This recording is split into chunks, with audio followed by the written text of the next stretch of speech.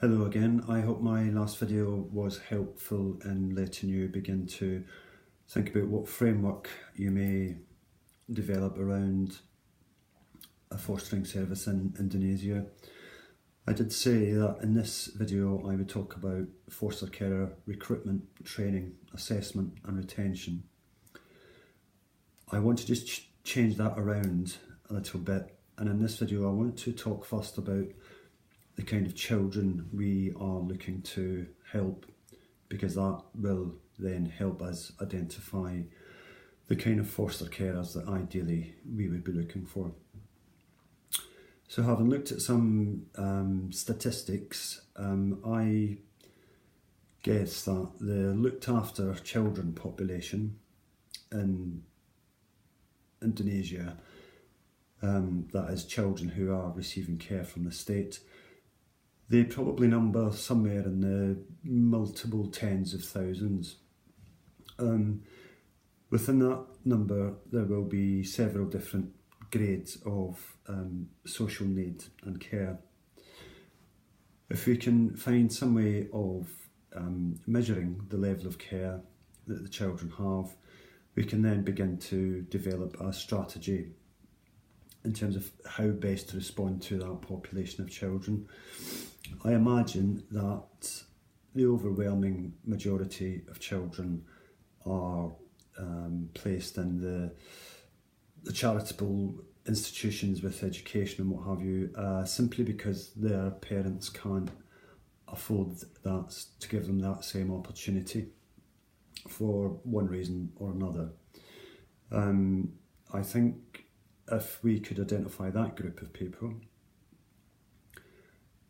it is worth then thinking about how can you repackage the resources you currently give those children into a response that lets the child still be within the care of their parents but also receive the education. As I say, I suspect this probably would be the largest section of your looked after children population. After that, I think we move more into the realms of where state intervention is required and would typically involve a higher level of need. For me, these children fall into 5, maybe 6 different categories. And this is when you can begin to think about what type of foster carer we are looking for and what type of foster placement we can offer these children. So after we've discovered those children who could, with a little bit of support, remain in the care of the parents, we would then move on to those children who their parents would like them to live with them and the child would like to live with their parents, but they need a little bit of support. Now, it is cheaper for the state to offer some support to those families than it is to take over the full-time care of the child, and that is also a better outcome for the young person concerned. We would then go on to the next category of child, and that would be a child who is unable to live with birth family through no fault of their own, and they do function quite well. They attend school, they learn, they can produce work, they have some form of social life, they have a good sense of themselves as individuals. This section of the population would fare very well in a fostering setting.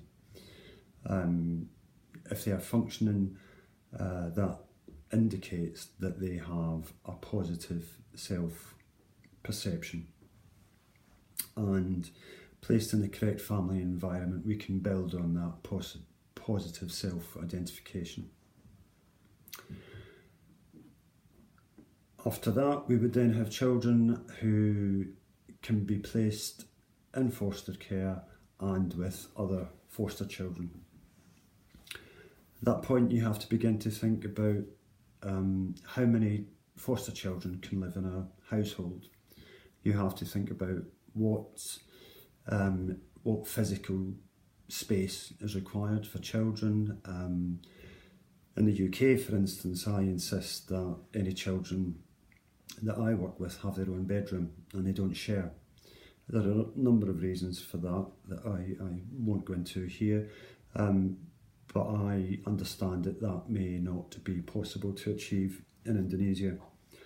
So you then have to begin to think about, if there are going to be multiple foster children in one household, you have to begin to think about how those children can be looked after safely, and be nurtured and feel that there is enough love to go around. The last group of children that I think could use foster care would be those children who are able to live in a family, but they need a high level of supervision. This would typically involve children who display violent behaviours, sexualised behaviours, and other antisocial, unacceptable traits. This group of children would require careful thinking about, in terms of what the desired outcome is for them, and what do we need to put in place to keep everyone safe, including the foster carer, the child being in foster care, and any birth children of the foster carer. These types of children require a high level of supervision and bring with them a higher level of risk than many other children in a fostering setting. So it is doable, but it has some limits around it that need to be thought about and agreed nationally. Finally, within your population of children in care, you will have a number of children who, for one reason or another, are unable or find it difficult to live in a family setting, and they have become perhaps institutionalised.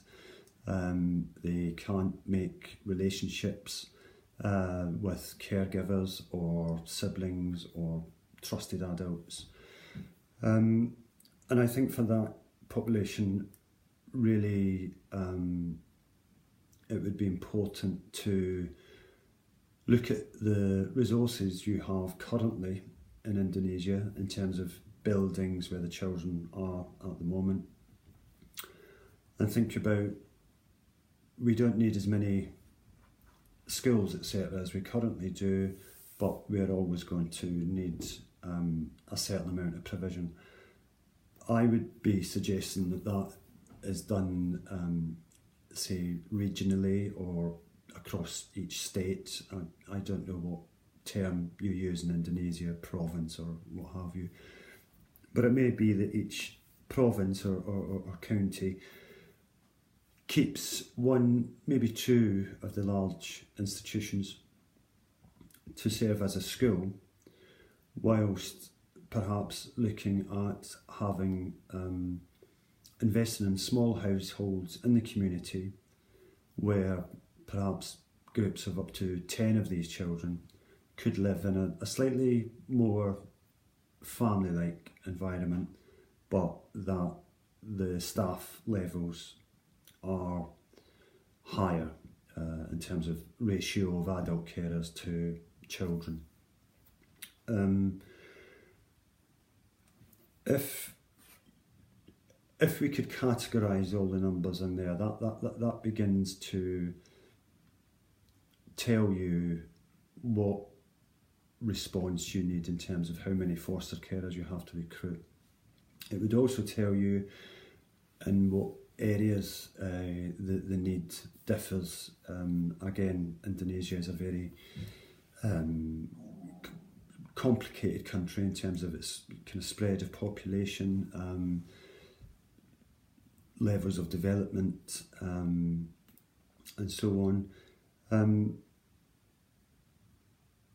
If we were to perhaps develop a model where you could score these children in terms of the risks they present, I would be suggesting that you perhaps think about a very simple assessment tool that could be carried out by current staff looking after these children. And that document would be what I would call a strengths and difficulties questionnaire. This is a British document that is free to use as hard copy printed from their website. However, if you want to share it electronically, which I would imagine you would, you have to apply for a license, which I'm sure would not be prohibitive in cost. The benefit of this strengths and difficulties questionnaire is it asks the same questions of every child. It has the same range of scores, and it allows you to plot where a child struggles in life and where a child does well, and where a child presents a threat to other people. Again, I will put I will make sure you have a link to look at the strengths and difficulties questionnaire. But this is a relatively easy document to fill out. And as I said earlier, I'm very mindful about not giving advice that is based on 30, 40 years of foster care in the UK to a country that's only just in its early days of it. So I think we're looking at simple tools that give a quick response. I'll leave you to think on what that might look like, and maybe you yourselves could do some numbers, maybe have a guess of how many children you have that could do quite well with their birth families with a little bit more support from the state, and look at those children who really need to remain in residential care. And from that point of view, you then begin to look at what then do we need to do to help these young people have the best possible chance of reaching adulthood and to be a functioning member of society. As I said earlier, in the next video I will finally come down to looking at foster carer recruitment and retention strategies, and possibly thereafter your colleagues will let me know when I need to be available online, and I'm happy to answer any questions. Okay, thank you.